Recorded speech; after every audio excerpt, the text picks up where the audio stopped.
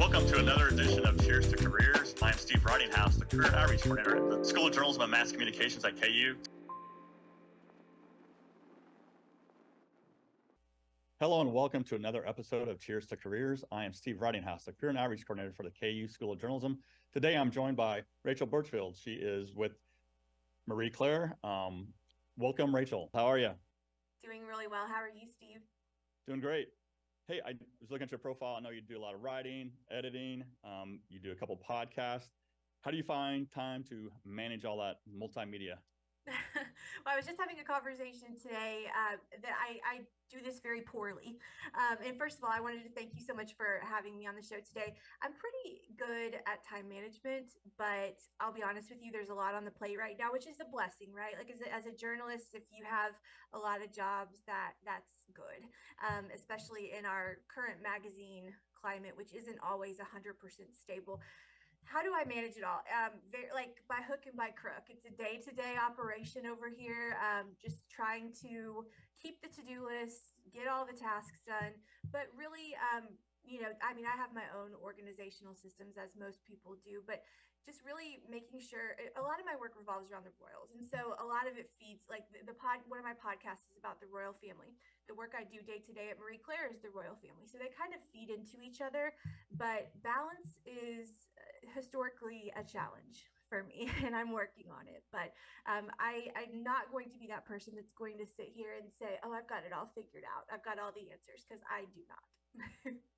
And you talk about the royal family. How did that interest begin? I mean, did you kind of fall into that, or is that something you've always had an interest in? And there's no shortage of content, I'm sure. No, you're right about that. So my mom always loved the royal family, and I was born in the mid 80s, and so Princess Diana was the most famous woman in the world until her death in 1997. Actually, I grew up with a huge crush on Prince William. He was my first crush as a little girl. He was born in 1982, Prince Harry in 1984, and me in 1986. So kind of always grew up with the boys, watching them grow up, and of course Diana. And then when she died, I was 10, almost 11, and that was a huge moment in culture for everyone. But I remember every minute about that night. And I never thought in a million years, even as I was at the J school, that I was going to be a Royals editor someday. I didn't even know such a thing existed. But in 2019, I started a blog called The Duchess Commentary, not to make money, just for fun, because I was writing so many posts on my Facebook about the royal family that someone probably to get me to stop talking about the royals on Facebook. So why don't you just start a blog? And so I did, and that just kind of snowballed from the blog to freelancing for all kinds of different magazines about the royals, and then the podcast, and now being Marie Claire's first royals editor. And so it's just kind of snowballed from point to point. But really, I started my work as a royal correspondent almost 5 years ago, right around the time, I don't know if this means anything to you, but right around the time that Prince Archie was born in May 2019. So that's kind of my landmark benchmark of when the work began. Now, are you able to spend some time in England, or are you able to do all your work remotely? I have been to London, I have been to England, but most of my work is remote. And thank God for Zoom, which is what we're talking on right now. Thank God for being able to call internationally, having a world. I mean, no one will ever say the pandemic was a good thing, including myself, but I think the pandemic showed us that we can work together even across the Atlantic. My life is usually comprised of half meetings in the UK, half meetings on Eastern time, and just constantly trying to figure out what time zone we're in and coordinate. It's a lot of early mornings because that's mid-afternoon for our friends in the UK, and it's interesting. But yes, a lot of my work is remote, and I'm based out of Florida now. That's a relatively new development, but I'm at least on Eastern time now. I was on Central time before, so now at least I'm lined up with Marie Claire, which is based in New York City, and so I have that on lock. But yeah, it's mostly remote. So, Rachel, do you have much like direct access to the royal family? Or are you communicating with like their PR professionals, communications professionals, or how does that work? So I have interviewed Sarah Ferguson, the Duchess of York. I also spent about an hour and a half face to face in a very tiny room at Harvard of all places with Kate Middleton, aka the Princess of Wales. And so I've seen Prince William as well. But no, I mean, I wish I had Kate Middleton or Meghan Markle on speed dial. I don't, but I do talk to their teams frequently. I really can. I struggle to call myself a royal expert. A lot of when I'm in the tabloids, they call me a palace insider, which I think is hilarious because I've only ever been to any of the palaces as totally a tourist. It's not. I am not a palace insider.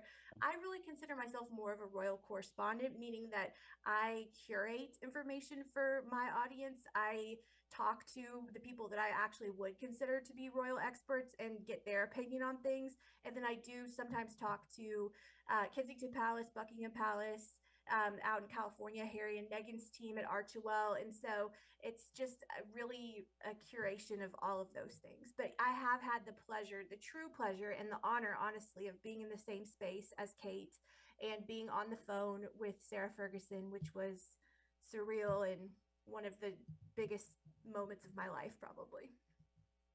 And your podcast is called Podcast Royal, correct? Mm-hmm. Correct. And I thought I saw the New York Times had called it like one of the top 5 royal podcasts. So how many podcasts are devoted to the royal family? Good question. And by the way, I have Google Alerts set up for Podcast Royal, and the New York Times did not tell us that this was running.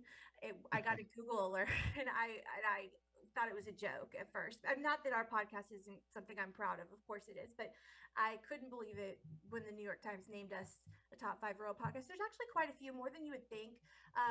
I would say, there's Royally Obsessed, which is incredibly popular. We know those 2 hosts and think the world of them. And a lot of magazines, so like a lot of the UK publications like Hello and the Daily Mail, all of those papers over there generally have a podcast. There's a few independent podcasters, but my co-host name is Jessica. Jessica and I are really 2 of the only royal podcasters that the podcast is not connected to a publication. So I am the Royals editor at Marie Claire, but the podcast is independent of the magazine. And so I'm pretty proud of that we are really just 2 girls that were living in Birmingham, Alabama, and sat around having pizza one night and said, what about a podcast? We both like the royal family. Let's do this. And we took it from truly a pizza parlor in Birmingham, Alabama. And Jessica and I met in the Junior League of Birmingham and took it to the New York Times. So I just think that people can tell our passion for the subject. We do our research. And so to answer your question, there's probably, if I had to guess, maybe 15 to 20, something like that, maybe more. But like I said, a lot of the UK publications have their own podcasts, but we are not affiliated with Marie Claire, although I do work there. And how often do you do your podcast? Weekly. Our episodes come out every Wednesday. Okay. And how long do they typically last? I mean, we're working on this, but we're trying to get it down to under between 30 and 45 minutes is our sweet spot. We are friends. Jessica and I are independent of the show, so we get to talking, and especially since we don't get to see each other as often as we used to now that I live in Florida and she's still back in Birmingham, we just talk. And I think that's one of the things our listeners like is that it feels like 2 girlfriends talking, because that's exactly what it is.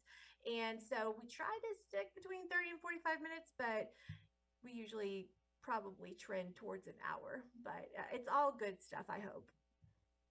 And when you were a KU journalism student, were you even thinking about a podcast? No, I didn't even know podcasts existed. I mean, it's been a minute since I've been in college. I graduated in 2009. So if there were podcasts in 2009, I was not listening to them. I probably didn't start listening to podcasts for another 8 years. So no, I no clue at all. So do you think, kind of going back to how you started that, what do you think the key to success is for a podcast? I mean, you mentioned the conversation. I always think those are the best ones, where it just is authentic and doesn't always seem totally rehearsed. I mean, is that the primary key to that, you think? Yes, I think authenticity is key. Passion about the subject matter. Whatever you're talking about, it has to be true to you. And another thing that is a key to success in podcasting is consistency. If you're going to choose, for example, like we put episodes out every Wednesday, your audience is going to expect you to deliver on that. We drop our episodes at 5 a.m. Central every single Wednesday. That means if we're sick, If we are traveling, like I'm traveling next week, we plan ahead for it. Really staying true to your word. And we've been on the air for going on 4 years. So I think we record every Tuesday night, which you and I are speaking on a Tuesday. We are recording episode 125 tonight. And so just consistency, showing up. If you say your episode is on Wednesdays at 5 a.m., for example, show up, be yourself. Don't sound scripted. It's just anything that would work on broadcast, like on television or radio, is what works in podcasting. But just really authenticity and just having a personality. Because we are a mix of being professional journalists and delivering the news, but also delivering commentary and our opinion and being ourselves. So just finding that sweet spot. And honestly, I have two podcasts, one that I solo host and one that I co-host. And I much prefer having a co-host because it's just more fun. And I have wonderful guests on my other show, but just the consistency of Jessica, I couldn't do it without her. And your other one is like a nonfiction, like a book club? Yeah, Right? it's a nonfiction books podcast. So I'm a huge reader. I'm a voracious reader. It's my number one hobby. The other show is called I'd Rather Be Reading, because that is true. Like you can put that on my gravestone. Like I would rather be reading than doing just about anything. And I read nonfiction books. I'm a rare breed. I know that a lot of people read fiction to escape, and I read nonfiction to learn. And I love biographies, memoirs, self-help, all of it. And so that's another niche. Like it's really just important in podcasting or whatever you're doing to find a niche market. And so my niche is nonfiction books, because a lot of the books podcasts that are out there are naturally about fiction books. I get it, but I want to again be authentic, and I'm reading nonfiction, so I want to talk to nonfiction authors, and it's been a great time. I've had so many guests on there that I still can't believe, and it's that episode or that podcast. I think I'm almost approaching 170 episodes on that one, and that's been for almost 3 years. So I really enjoy podcasting. And I know in addition to your podcast work, you've done a lot of writing. I mean, I was just looking at the list of publications, like Cosmo, Elle, Glamour, Vogue, Vanity Fair. Do you still get a rush when you see your work in those magazines? I do. I mean, I actually was at the grocery store last night and Marie Claire was on the newsstand, and I just had to take a moment and my name is on the masthead inside of it. And I mean, I'm a girl from Topeka, Kansas. You and I were just talking. I grew up at the corner of 53rd and Fairlawn, and Too far away? to me that is unfathomable to think that I've written for Vogue and Vanity Fair. And it because I work remotely, and as you can see, if you can see the video, there's like pots and pans behind me. Like I live a very, very, very normal life. I always say that my life is 90% incredibly ordinary and 10% more extraordinary than I could ever imagine. Like I'm either sitting here and you can't see my sweats, but I'm in sweats and a nicer ish top. And so it's either that or I'm like interviewing massive celebrities. Yes, I get a rush. These days I'm exclusive with Marie Claire, but I still get a rush. Like as I said literally last night, I was at the grocery store and saw the print edition of the magazine and just had a moment. But yeah, I mean, to think that, and even having my name in the New York Times, I didn't write that piece, but my name was still in there. It's just a career beyond my wildest dreams. I'm very thankful. Now, did you have to officially apply to join Marie Claire, or did they kind of recruit you or find you, or how did that process work out? Well, I kind of came in the back door with Marie Claire. So during the pandemic, they were not just Marie Claire, but all magazines were desperate for freelancers. A lot of magazines were on hiring freezes at the time, and so they couldn't hire any more people, but the content, the work was still there. So that was kind of really my entree point. Really in 2020 is when I went national and international with my writing. And so Marie Claire was one of the outlets that I wrote for. And so we enjoyed working together. I really enjoyed the team. And so they hired me in February of 2022, I think, as their weekend editor. So I worked on I did the weekend coverage, and then the stories were doing well, the numbers were there. So then I wrote them this very impassioned email, Steve, about why they need a Royals editor. They had never had a Royals editor before. The Royals editor position in fashion magazines is not very common. Harper's Bazaar has one, and I think that might be it. And so I wrote them this very impassioned plea. They heard me and they gave me a job. And so to answer your question, I guess my interview was years of writing for them and hundreds of articles. But as far as a formal interview, not so much. But I mean, again, the work speaks for itself. And as opposed to maybe a 30-minute interview, I had a year and a half interview process. So I kind of backdoored it, but I got here nonetheless. And Rachel, the work you're doing now, is this what you had planned to do when you were a KU student, or No. what was kind of your dream job when you were a student? I don't know if I had one. So, when I graduated in 2009, as I said, and this is right in the middle of the recession. And, at the time, and still, if we're being honest, newspapers and magazines were struggling. And so I actually had an entirely different career. So I went straight from undergrad at KU to grad school at Ole Miss, had a totally different career in higher education, and didn't start full-time writing until 2017. So that I was 31 at the time. And I became a business journalist for 4 years. Then in the middle of that, as I said, the pandemic happened. I'm getting tons of freelance stuff. And then I went out on my own as a freelancer and did that for a while, and then ended up at Marie Claire, which is a magazine I grew up reading. I'm very much a Marie Claire woman, and it's the perfect job for me and what I like to write about. But I never would have thought in college that writing for Marie Claire would even be on the table. I mean, probably I would say, I would love to have written for a newspaper or magazine, but again, going national, maybe I think too small, or I used to. I don't anymore. But back then I wouldn't have even dreamed that this would have been on the table. But again, I have to say my education at the J school at KU it's first rate. I rarely have to, as said humbly, I rarely have to be edited because of the skills that I learned at KU. And I would take my KU degree over anybody's. I'm so proud of my education, and I wish I would have believed back then that anything was possible. But with a degree like what we all have from the J school, and with a lot of hard work, here we are. So Obviously, you have to be pretty skilled with interviewing. Do you have any special tips or techniques that you use to kind of put that subject matter at ease, or the types of questions you like to ask? well, I hope that I'm pretty disarming as a person. I mean, as I said in our very first question, I'm not at all afraid to admit that I'm not perfect. And, I think I like to make guests comfortable, and I'm just myself. I genuinely enjoy people.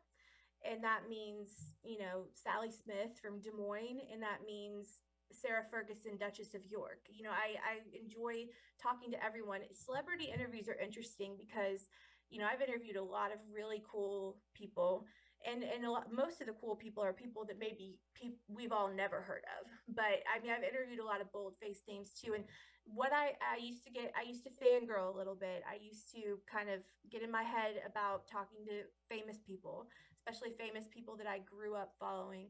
But then I remembered, and I again said humbly, while it's an honor to talk to them, it's an honor for them to talk to me too, because I am someone who comes researched, prepared. I'm affable. I think I'm hopefully a good time to talk to. And so, really realizing that while it's a gift to be able to talk to them, I'm a talented interviewer, and it's a gift for them to talk to me too. Again, said humbly. And just coming in, you have to come in as an interviewer, you have to come in prepared. It's like what I assume being a lawyer is like. You have to kind of anticipate what the other side, if you will, is going to say. So if you come in researched and just ready to have a great conversation, in a good mood, it fully dialed in, not thinking about your grocery list, not thinking about all the millions of other things you have to do, but truly present, then I think that is at least my recipe for success. I just enjoy having conversations, whether it's with someone you've never heard of or an incredibly famous person. Speaking of famous people, I saw some of the celebrities I think you interviewed. I think Tina Turner was on that list, Victoria Beckham, Crazy. Miranda Lambert. I know my wife's jealous of Tina Turner. Can you tell me how that went? I had 5 they said 5 questions, five. And I, and I said, okay.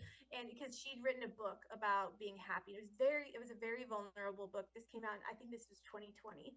And I did get them, Steve, to let me have 6 questions, which like at the time was the humongous victory for me. Lovely, just absolutely lovely. I'll tell you what, a-list celebrities are A-list celebrities for a reason. And it's because most of the time, I don't think I've ever talked to an A-lister that wasn't a good person, or at least wasn't a good person for the, brief amount of time that I spent with them.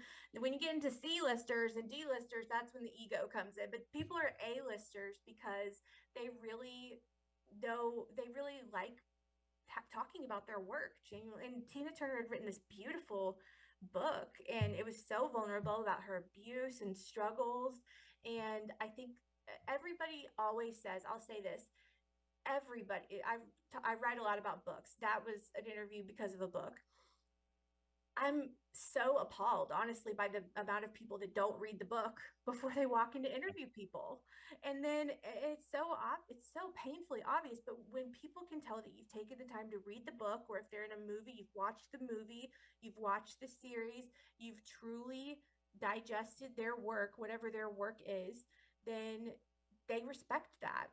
And I think she could tell I'd read the book. I was touched by the book, and it was a great interview. I wish I'd had 10,000 questions with her, especially now that she's passed away. But when she died, I actually cried because I just can't believe that our paths crossed for even a short amount of time. now, was that an in-person interview? No. That was like right in the heart of the pandemic. That was in 2020, and it was for Vanity Fair. And yeah, it was no. It was. I wish. I think she lived in Switzerland. I wish that they'd flown me out to Switzerland, but no. It was deep in the pandemic, so it was not in person. And can you talk briefly about like your time at KU? I believe you were involved with the Daily Kansan. Mm-hmm. I think you were involved with your sorority. Weren't you even a class president? I was class president of 2009. Yes, Wow. very proud to be part of the class of 2009. Yeah, I'm a joiner. That's what my mom calls me. I'm a little bit of an overachiever. I'm working on that. It's not always a good thing to be an overachiever. Sometimes it's just okay to just be. It's what I'm trying to learn. But yeah, I mean, I loved my time at KU. The J school was so good to me. I was a copy editor at the Kansan, and I was a reporter for a little bit at the Kansan. I was super involved and just threw myself completely into activities. I actually wish, this is a controversial thing to say, but I actually wish I'd like drank more and had more fun in college, because then you graduate and then you have to be an adult.